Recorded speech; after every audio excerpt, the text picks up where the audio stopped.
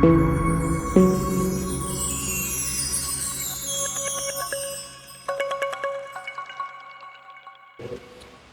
sekalian yang insyaallah dirahmati dan diberkahi oleh Allah, ya, kita kembali masuk kepada penjelasan ayat ke-6 dari surah Al-Maidah, ya. Jadi Allah Subhanahu wa taala berfirman, A'udzu billahi minasyaitonir rajim, ya ayyuhalladzina amanu idza qumtum ilas salati faghsilu wujuhakum wa aydiyakum ilal marafiqi wamsahu bi ru'usikum wa arjulakum ilal ka'bain. Al-ayah, ya. Jadi ini kita sudah jelaskan kemarin bahwa ayat ini memiliki sebab turun, asbabun nuzul, dan ayat ini biasa dikenal dengan ayatut tayammum, ya, biasa dikenal dengan ayatut tayammum karena memang yang melatar belakangi turunnya ayat ini adalah peristiwa di mana Rasulullah sallallahu alaihi wasallam bersama dengan beberapa sahabatnya mau melaksanakan salat setelah melakukan perjalanan dan mereka tidak mendapatkan dan menemukan air, maka turun ayat wa in kuntum junuban fatahharu wa in kuntum marda aw ala safarin wa lam tajidu ma'an fatayammamu sa'idan thayyibah. Jadi tentang masalah salat wudu kita sudah jelaskan kemarin sampai faghsilu wujuhakum wamsahu bi ru'usikum wa arjulakum ilal ka'bain. Kemudian Allah mengatakan wa in kuntum junuban fatahharu wa in kuntum junuban fatahharu, dan kalau kalian junub fatahharu maka bersucilah, maksudnya maka mandilah, ya. Nah, makanya dalam pembahasan ilmu fikih ada beberapa hal yang mewajibkan orang mandi. Ya, pertama biasa disebutkan dalam istilah inzalul ma, keluarnya sperma, itu wajib mandi. Tapi yang dimaksud keluar di situ adalah keluar disebabkan karena ada syahwat, ya. Sehingga ulama mengatakan kalau kemudian ada yang keluar spermanya disebabkan karena dingin, karena terkadang kan ada daerah-daerah tertentu cuacanya dingin sekali, karena semakin dinginnya sperma keluar, ada yang keluar spermanya, maka itu katanya tidak wajib mandi, ya, karena yang di situ adalah yang dimaksud adalah keluar dengan ada kelezatan dan ada apa namanya memancar. Itu yang dimaksud itu yang pertama. Kemudian yang kedua, sehingga dalam hadis mengatakan innamal ma'u minal ma', innamal ma'u minal ma', sesungguhnya air itu diwajibkan mandi disebabkan karena adanya air yang keluar, ya. Kemudian yang kedua adalah terjadinya hubungan suami istri, itu wajib mandi. Bahkan meskipun tidak keluar itu tetap wajib mandi, meskipun tidak keluar. Kalau kata Rasulullah SAW mengatakan izal taqal khitanani faqad wajabal ghusl, kalau sudah bertemu dua khitan, khitannya laki-laki dan khitannya perempuan, maka itu wajib hukumnya mandi meskipun tidak keluar. Karena dulu itu ada juga yang pernah berpendapat, kenapa katanya kita wajib mandi kalau sudah berhubungan dengan istri, padahal itu adalah sesuatu hal yang baik dilakukan, ya. Inilah repotnya kalau kemudian agama diakal-akali. Yang perintahkan kita untuk mandi siapa? Yang perintahkan kita mandi untuk Allah, ya adalah Allah. Yang perintahkan kita mandi adalah Rasulullah sallallahu alaihi wasallam, ya.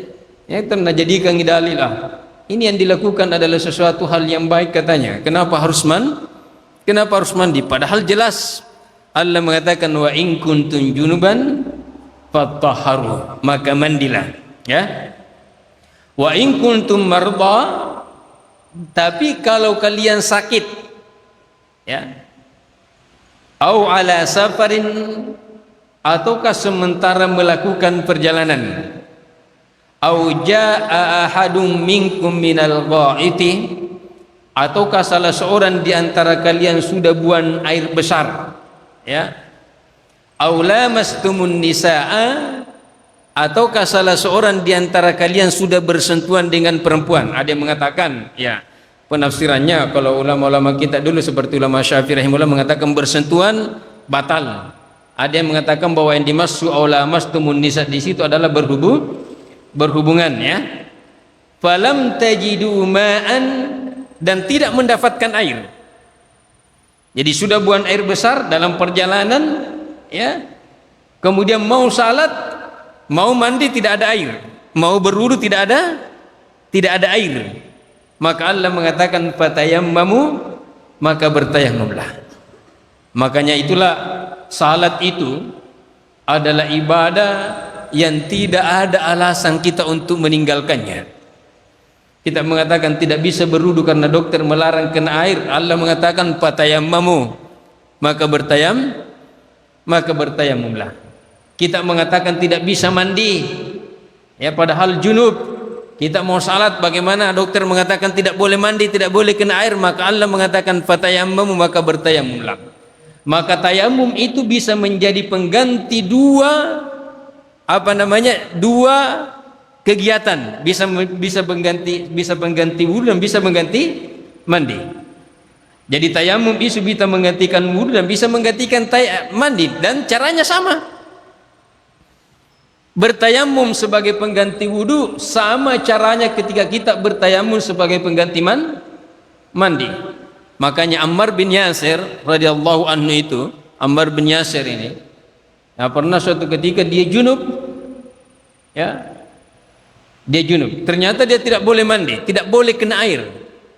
Maka dia mau tayamum, dalam pikirannya ini kan kalau mandi junub harus kena seluruh anggota badan air, kan? Itu kan dalam mandi junub itu kan cuma dua jadi rukunnya. Pertama niat, kemudian isalul ma'i ala jami'il badan. Air ini harus sampai kepada seluruh anggota badan. Ya. Itu rukun yang kedua mandi. Jadi berniat dulu. Makanya kalau umpamanya kita ini di sungai, rumah di belakangnya sungai, junub, berniat langsung lompat ke sungai sah, ya, berniat langsung lompat ke sungai sah, boleh. Cuma tentu banyak aturan-aturan dan sunnah-sunnah Nabi yang dilewatkan. Karena kalau mandi junub itu ya sunnahnya yang disiram kepala dulu, kemudian anggota sebelah kanan, anggota badan sebelah kanan, dan kemudian anggota badan sebelah kiri. Tapi kalau langsung lompat ke sungai, langsung bersamaan secara keseluruhan, dan tetap sah, ya. Tapi tuntunan dan sunnah-sunnah yang diajarkan Rasulullah, banyak kita tinggalkan, ya. Ini Ammar bin Yasir, dia berpikir kalau orang junub mandi, maka semua air harus sampai di seluruh anggota badan.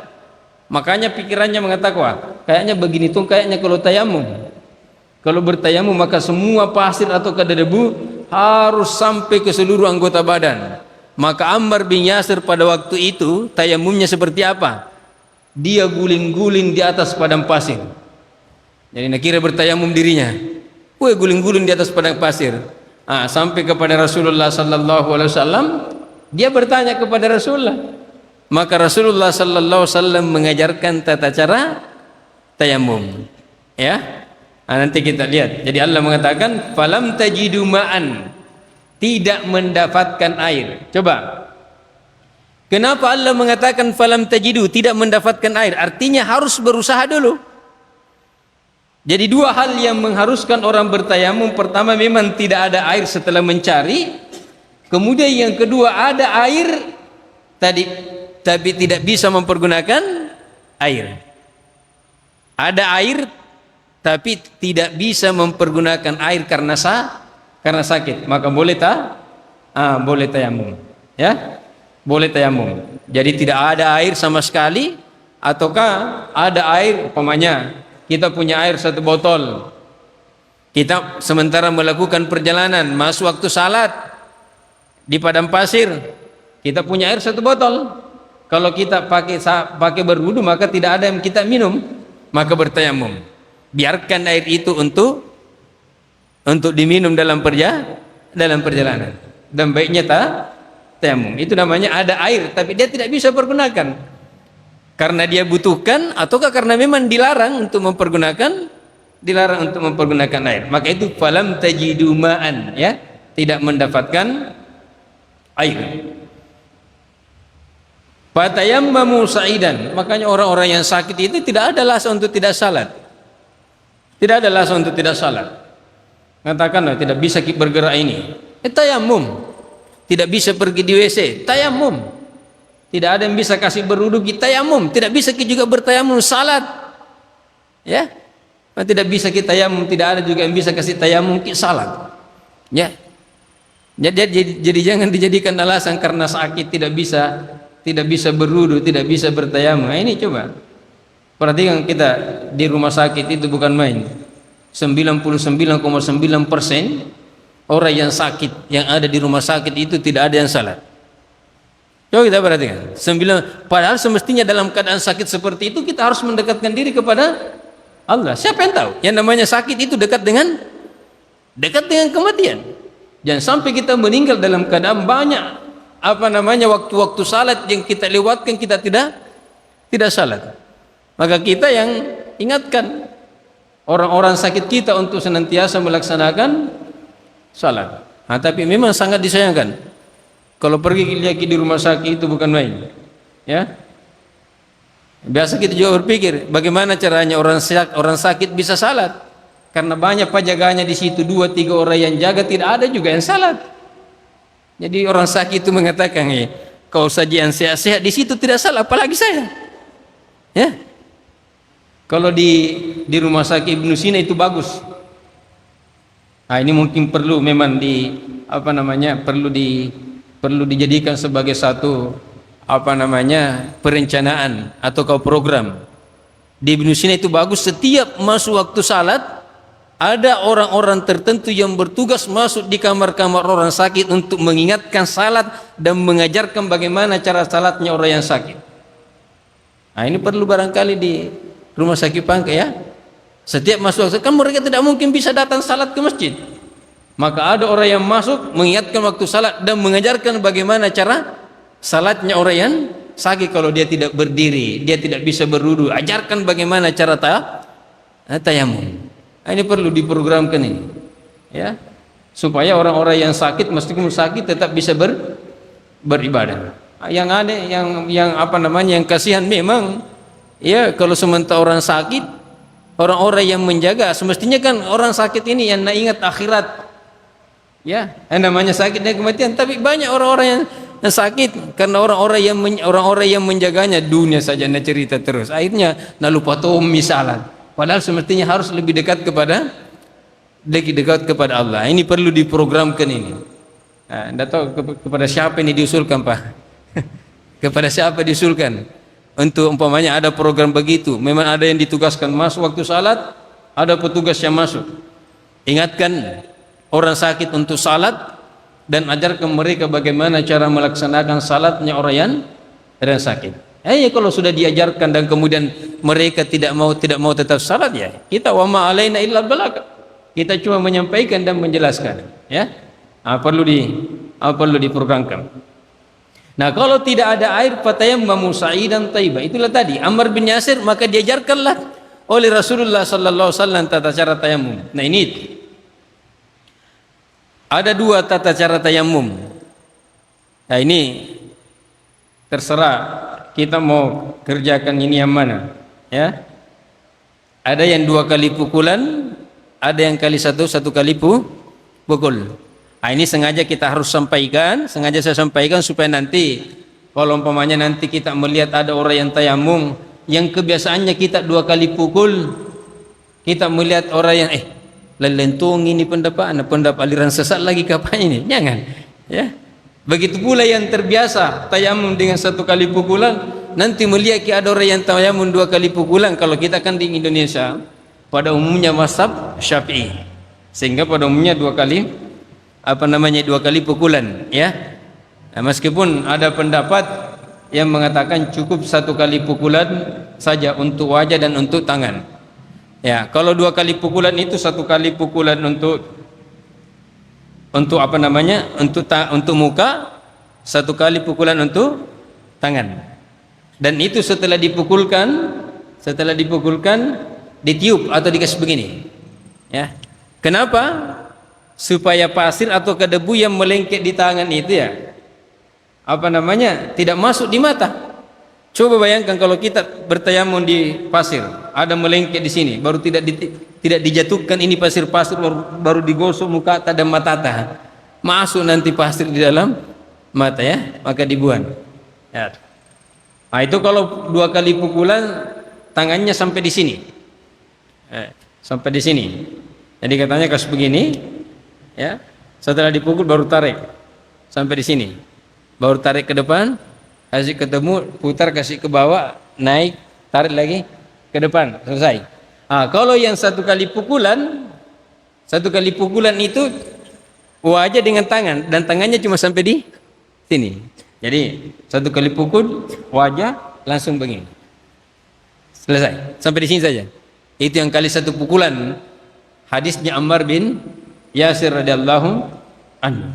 Nah, ini kalau kita terbiasa dengan 2 kali pukulan ya sudah. Tapi ini sekedar untuk penambahan pengetahuan saja bahwa ada yang 1 kali pukulan dan ada yang cuma sampai di sini, supaya nanti kemudian kalau ada orang yang melakukan itu kita tidak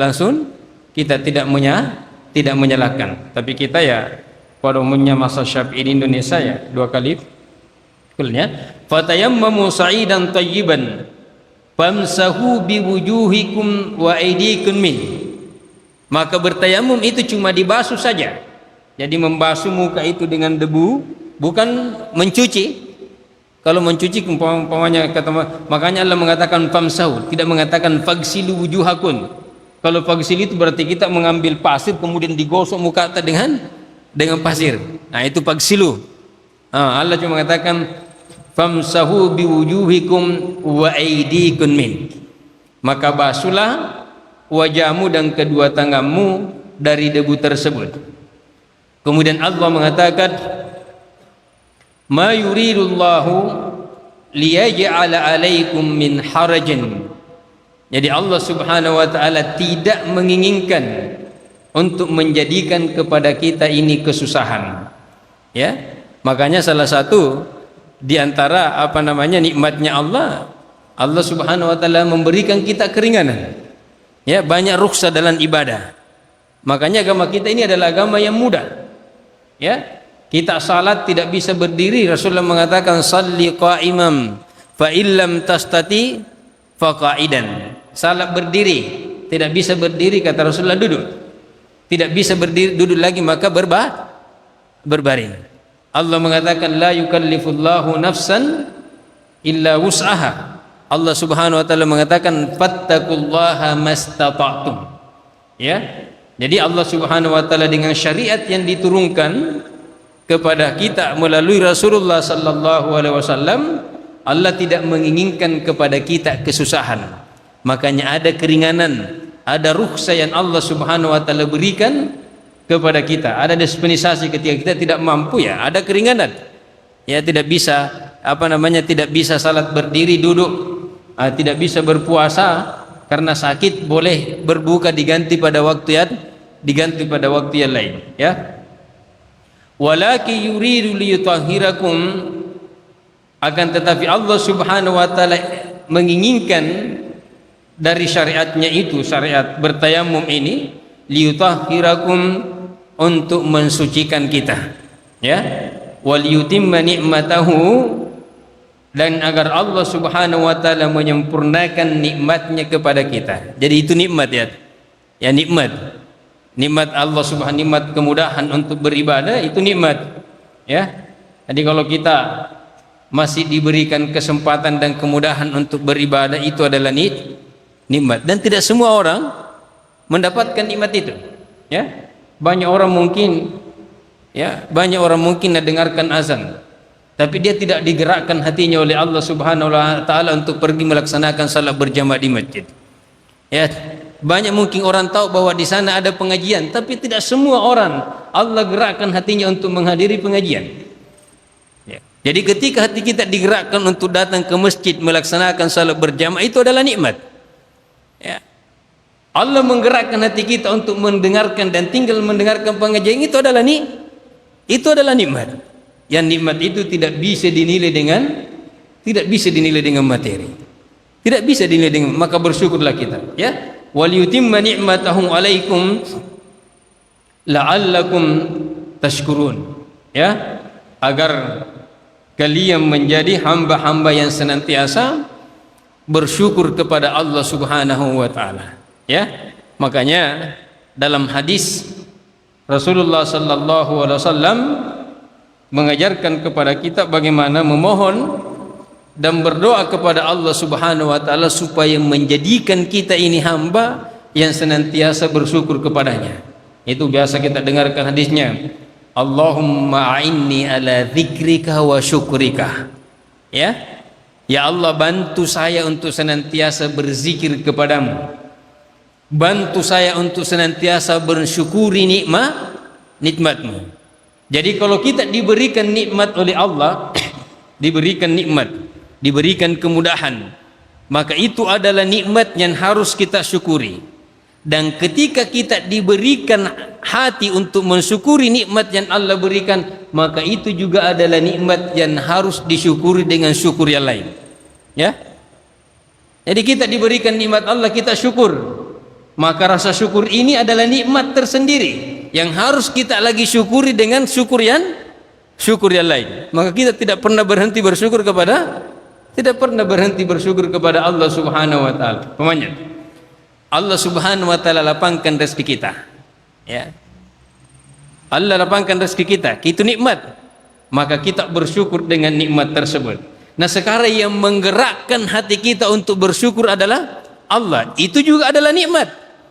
Jadi bersyukur kepada Allah adalah nikmat yang harus kita syukuri dengan syukur yang lain. Maka bersyukur lagi, dan itu tidak akan pernah berhenti. Jadi la'allakum tashkurun, agar kalian menjadi hamba yang senantiasa bersyukur kepada Allah Subhanahu wa taala atas nikmat yang Allah Subhanahu wa taala berikan. Allah mengatakan, wala in syakartum la azidannakum wala in kafartum inna adzabi lasyadid.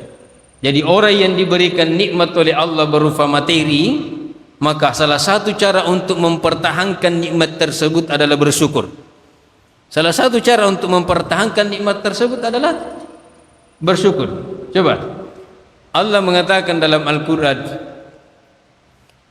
daraballahu mathalan qaryatan kanat aminatan mutmainnatan sakha'an rakha'an yatiha rizquha ragadan min kulli makanin fakafarat bi an'umillah.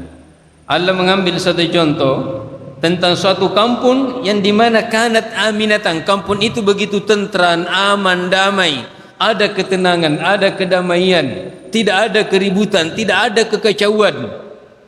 Yatiha rizquha ragadan min kulli makanin, rezekinya itu datang dari segala penjuru. Bukan main. Rezekinya datang dari segala penjuru. Kita alhamdulillah, ya, kita ini berada dalam suatu negara yang berada dalam satu kampung, berada dalam satu kabupaten yang alhamdulillah kita aman, ada ketenangan, ada kedamaian. Kita tidak takut untuk beribadah, kita tidak was-was untuk melakukan kegiatan-kegiatan ibadah. Makanya Rasulullah sallallahu alaihi wasallam mengatakan dalam hadis yang lain, man asbaha minkum aminan fi sirbi.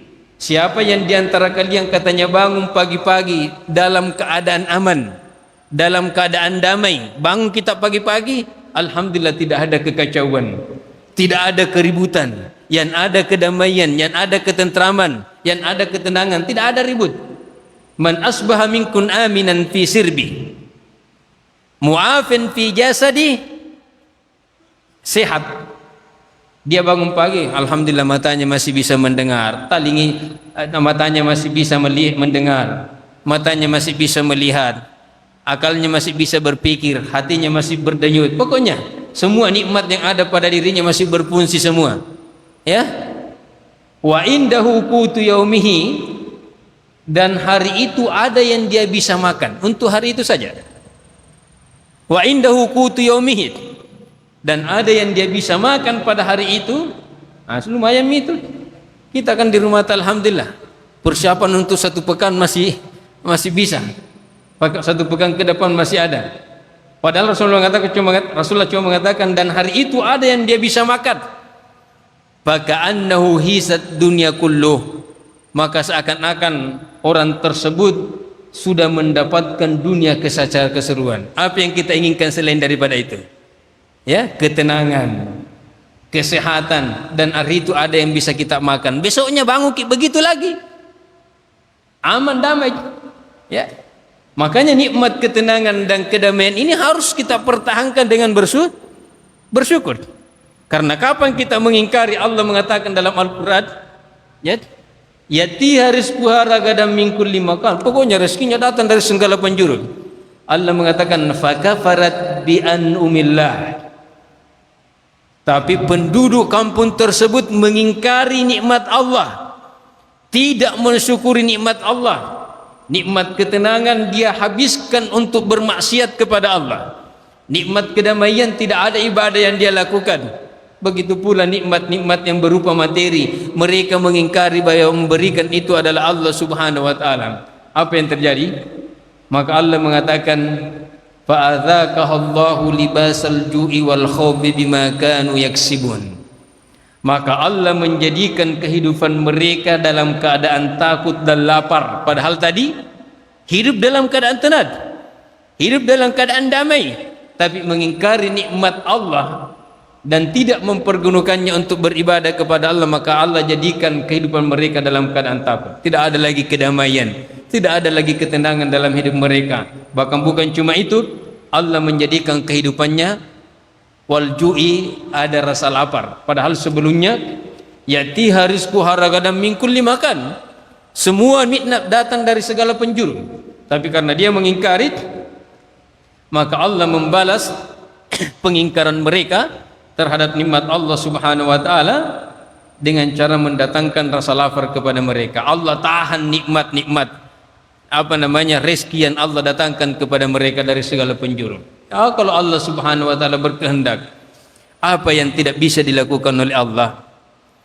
Makanya jemaah sekalian, ya, salah satu cara untuk mempertahankan nikmat yang Allah berikan kepada kita, la'allakum tashkurun, adalah dengan cara mensyukuri nikmat Allah. Makanya Allah mengatakan wala in kafartum inna adzabi lasyadid. Kalau kalian mengingkari nikmatku, ya, inna adzabi lasyadid. Kata Al-Habib Ibnu Katsir rahimahullah, sesungguhnya siksaan saya, kata Allah, sangat pedih dan mampu untuk menghilangkan dan menarik dan mengangkat semua nikmat-nikmat yang Allah berikan kepada kita. Ya, tidak ada hal yang sulit bagi Allah untuk mengangkat dan mengambil nikmat yang ada pada diri kita sekarang ini. Makanya jemaah sekaliannya, pertahankan nikmat Allah Subhanahu wa taala yang Allah berikan kepada kita, la'allakum tashkurun, supaya kita menjadi senantiasa bersyukur kepada Allah Subhanahu wa taala. Kemudian Allah Subhanahu wa taala mengatakan wadhkuru ni'matallahi 'alaikum wadhkuru ni'matallahi 'alaikum, dan ingatlah akan nikmat Allah Subhanahu wa taala yang Allah berikan kepada kalian, ya. Wadhkuru ni'matallahi 'alaikum, ya. Yang dimaksud dengan nikmat di sini, ya, yang dimaksud dengan nikmat ada dua pendapat ulama. Pertama mengatakan annal murada adamun nisyan.